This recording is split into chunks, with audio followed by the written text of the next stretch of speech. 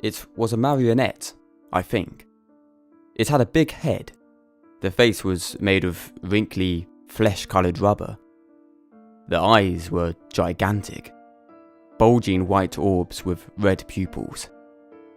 The hair was black, made of some hard substance that didn't mesh with the rubbery head. The teeth were gigantic, pure white and capable of moving up and down. The body and limbs were wooden, painted to resemble cloves, but the paint was faded. You could see the wood's natural brown in some places. Each arm and leg was a different length, but the hands and feet were pretty detailed. It made a loud clattering sound whenever it moved. That puppet followed me. I don't mean it got up and chased me. I mean it kept showing up in my life. My earliest memory of it was from my first birthday. I obviously don't remember the full details of that day, but I remember my parents singing happy birthday, and that puppet. I don't know what it was there for. I just remember it scared me to death, and I couldn't stop crying. And when I was able to talk, I asked my parents about it, and they said nothing like that had ever happened on my first birthday. They must not have thought lying about it would make things easier for me. The next time I saw it, I was around 3. I was exploring a room filled with old stuff my parents had stored away, and I found a calendar, but I don't remember the year. There was a photo for each month, but the only one I remember was October. That puppet was the image for it. I got scared and ran out of the room. I told my mum and tried to show her the calendar so that she'd know the puppet was real, but I couldn't find it. The room had been very messy, and I ran out of it so quickly I knocked over piles of stuff. I guess the calendar got buried. I was 6 when it happened again. It was the middle of the night. I awoke from a nightmare I can't remember the details of. I was too scared to go back to sleep, so I went into the living room and turned on the TV.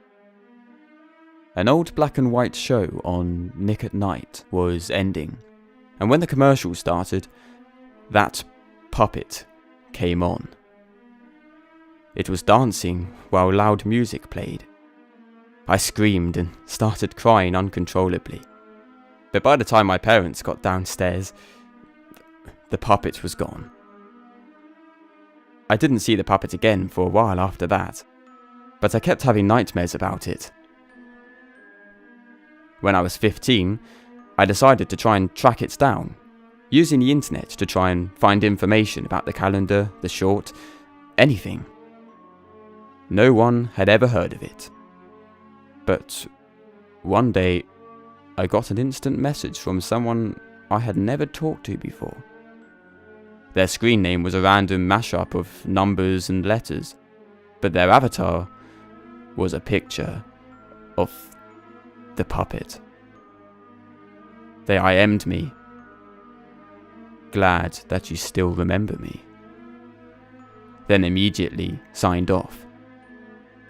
They never contacted me or came online again. When I was 20, I was walking by a store that sold old toys and dolls, and in the front window, I saw the puppet. I went inside and asked the clerk if he knew anything about the puppet's history, when it was made, where it was from, anything. He didn't. Said the puppet had just been sold to the store a few days ago. I could have it for $6. I wasn't sure what to do. It still scared me, but having proof that it really existed seemed like a good idea. I bought the puppet and took it home. For a while, I felt better. I viewed the puppet as a childhood fear that I'd overcome as an adult, and even started to believe the explanations my parents had given me for the past appearances of it. I saw it somewhere else as a baby, imagined the calendar, dreamed the TV short, and someone online had played a trick on me. I kept the puppet, but as I moved on in my life, I pretty much forgot about it. I finished college, I got married, and my wife should be giving birth in a few weeks. I was cleaning up a room for when the baby comes, and found the puppet dusty and abandoned.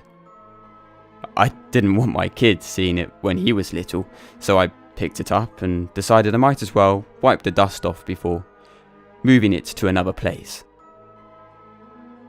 When I dusted it, I noticed a faded inscription on the back. "This is what he'll look like." Before I could figure out what this meant, I heard my wife starting to cry. I rushed to her. She looked more upset than I'd ever seen her. Sobbing, she told me that the doctor had called. There was a problem with the baby.